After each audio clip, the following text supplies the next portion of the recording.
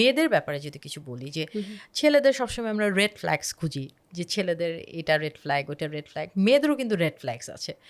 মেয়েদের কিছু red flag বলবেন যেটা থেকে আসলে একটা ছেলে হয়তো বুঝতে পারে না প্রথমে? আচ্ছা আপু, এই জায়গাটায় ফার্স্টেই আমি যেটা বলবো, আপনি যতই রেড ফ্ল্যাগ দেন না কেন, ছেলেরা না ভালোবাসতে অস্বাভাবিক ভালোবাসে। যদি সে একবার কাউকে ভালোবাসা শুরু করে, মেয়েটা যদি কপালে লিখেও রাখে যে I am full of red flag, ছেলেটা তাকে ভালোবেসে বসে থাকবে।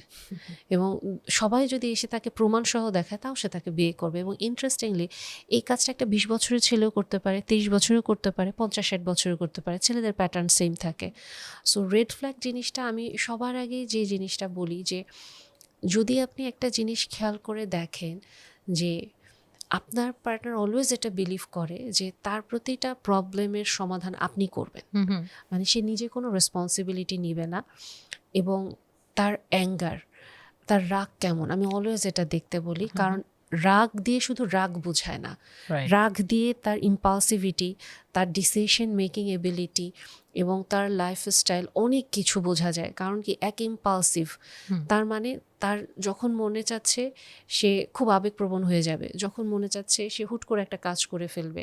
এবং এই যে ইম্পালসিভিটিটা আপনি যদি দেখেন, অ্যাঙ্গারটা আপনি দেখেন, বা এই যে তার প্রবলেম সলভিং মেথডে সে আপনার উপরে সোললি ডিপেন্ড করার চেষ্টা করছে, তার মানে তার কোনো অ্যাকাউন্টেবিলিটি নেই। একটা সম্পর্কে তার যে কোনো ভুল থাকতে পারে, দোষ থাকতে পারে, এটা সে বিশ্বাস করে না। আরেকটা জিনিস আমি যেটা বলি যে একটু দেখতে, যে এটা আমি কোনো রং সেন্সে বলছি না, এটা আমি খুবই লজিক্যাল সেন্সে বলছি, যে আপনি একটু খেয়াল করে দেখেন বা কথার মাধ্যমে সে কি এটা খুব বিশ্বাস করে নাকি যে নারী অধিকার আদায় সে খুব সোচ্চার কিনা। কারণ অনেক ক্ষেত্রে আপু এটা শুনতে খুব অদ্ভুত শোনা যায়, আমাদের সোশ্যাল মিডিয়া বা আমাদের সমাজের একটা প্রেক্ষাপটের বদৌলতে আমাদের টিনেজ মেয়েরা থেকে শুরু করে আমরা এভাবেই জিনিসটা ট্রেন্ড আপ যে আমাদের নারী অধিকার আদায় করতে হবে। বাট নারী অধিকার আদায় করতে গেলে আমারও যে কিছু দায়িত্ব রেসপন্সিবিলিটি আছে, ওটা আমরা ভুলে যাই। সো কাইন্ড অফ জিনিসটা এরকম হয়ে দাঁড়ায় যে সবাই আমাকে প্যাম্পার করবে, আমাকে চেস করবে, হ্যাঁ আমার সব কিছু করবে, বাট আমার আসলে কি দেওয়া দরকার বা আমি অ্যাকচুয়ালি ওটার জন্য যোগ্য কিনা, এই প্রশ্নগুলো করলে তারা খুব ব্ল্যাঙ্ক হয়ে যায়। এবং কিছু ক্ষেত্রে তারা খুব আর্গুমেন্ট করে। সো আমি বলবো যে এই ওভারঅল 3টা জিনিস আবার যদি আমি একটু সামারি করি, এক, ওনার কি আসলে অ্যাকাউন্টেবিলিটি আছে কিনা, নাকি সব সময় শুধু আপনার উপর ডিপেন্ড করতে চান। 2, ওনার অ্যাঙ্গার, যেটাতে আপনি অনেক কিছু বুঝে যাবেন একসাথে। এবং 3, উনি কি আসলে পুরোপুরি কনটেক্সটটা বোঝে নাকি শুধু উনি পেতে চায় সব কিছু।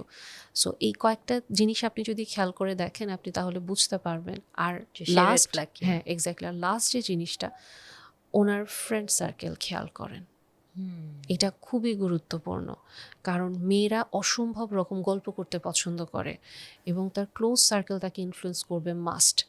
সো ফ্রেন্ড সার্কেলে যদি সোশ্যাল মিডিয়ার প্রভাব বেশি থাকে বা ফ্যান্সি আইটেমের প্রভাব বেশি থাকে, বা ফ্রেন্ড সার্কেলের লাইফস্টাইল বা মানে পার্টনারশিপের প্রভাব কেমন, ওটাও খেয়াল করেন, আপনি খুব সুন্দর ধরে ফেলবেন সবকিছু। Thank you so much for watching the full video. আমার এই এপিসোডটি যদি আপনার ভালো লাগে, আমার চ্যানেলটি ঘুরে দেখতে পারেন। এরকম ইনফরমেটিভ আর ইন্টারেস্টিং পডকাস্ট কিন্তু আমার চ্যানেলে পেয়ে যাবেন।